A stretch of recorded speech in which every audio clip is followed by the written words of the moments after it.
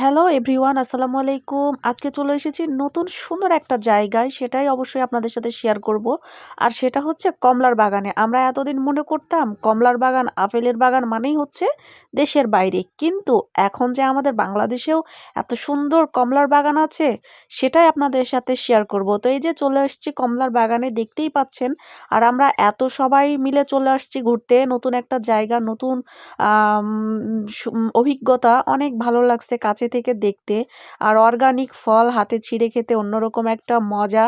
তো পুরো ভিডিওটা আপনারা দেখতে থাকেন, আসলে কি কি করলাম এই কমলার বাগানে এসে, সেটাই আপনারা দেখবেন।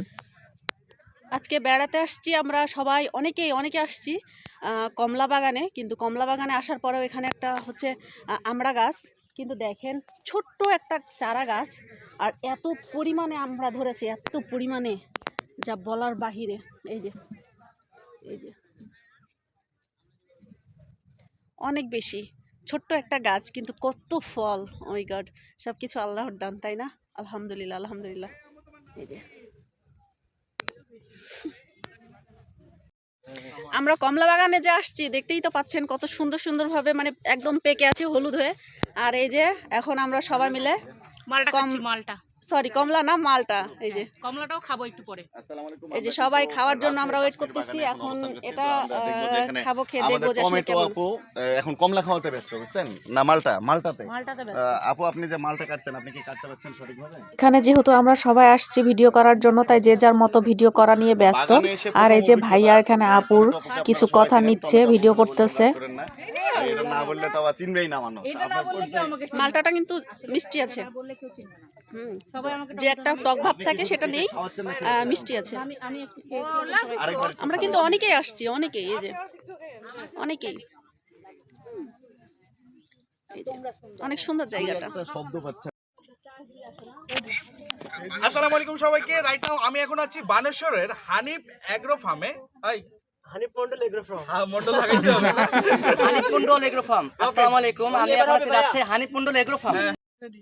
আসসালামু আলাইকুম, আমি সজল। বর্তমানে আমি এখন আছি হানিফ মন্ডল এগ্রো ফার্মে। আর আমার হাতে দেখছেন কি সুন্দর মালটা। আমার হাতে দেখতে পাচ্ছেন কি সুন্দর মালটা। আর আমার সামনে এই যে এতগুলো মালটা হারভেস্ট করা হয়েছে।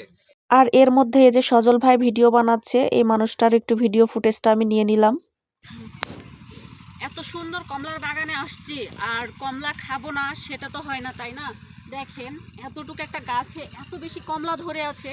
এগুলো হচ্ছে কমলা, আর অন্য সাইডে যা দেখাইছি আপনাদেরকে, ওগুলো হচ্ছে মালটা। তো একই জায়গাতে অনেক রকমই আছে। তো একটা সুন্দর কমলা আমরা পেড়ে খাই, দেখি আসলে কেমন।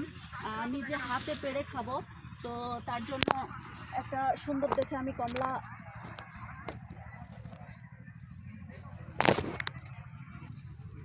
এই যে একটা সুন্দর দেখে আমি একটা কমলা নামিয়েছি।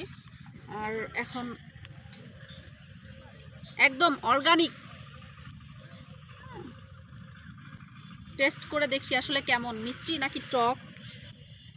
বিশ্বাস করেন, এই অনুভূতিটা এত সুন্দর মনে হচ্ছিল বলার বাহিরে। মনে হচ্ছিল আমি দেশে না, কোনো দেশের বাইরে অবতরণ করছি।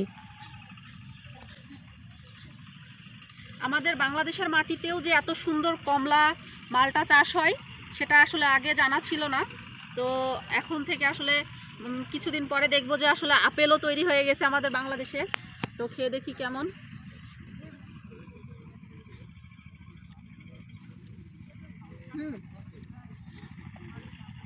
ভালোই, ভালোই টেস্ট, সুন্দর আছে।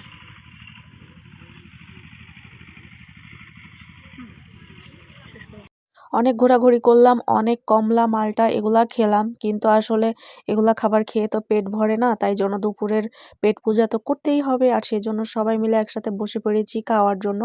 এই যে দেখতেই পাচ্ছেন আসলে কত সুন্দরভাবে খাবারটা অনেক মজা ছিল। বিরিয়ানি ছিল, মেবি রোস্ট ছিল, তারপরে অনেক কিছুই ছিল। যাই হোক, মজা করে সবাই খেয়েছি। আর এই যে এখানে আসলে সজল ভাইয়াও কিন্তু আমাদের সাথে অ্যাডজাস্ট হয়ে খাচ্ছে, তার মধ্যে কোনো অহংকার বোধ ছিল না।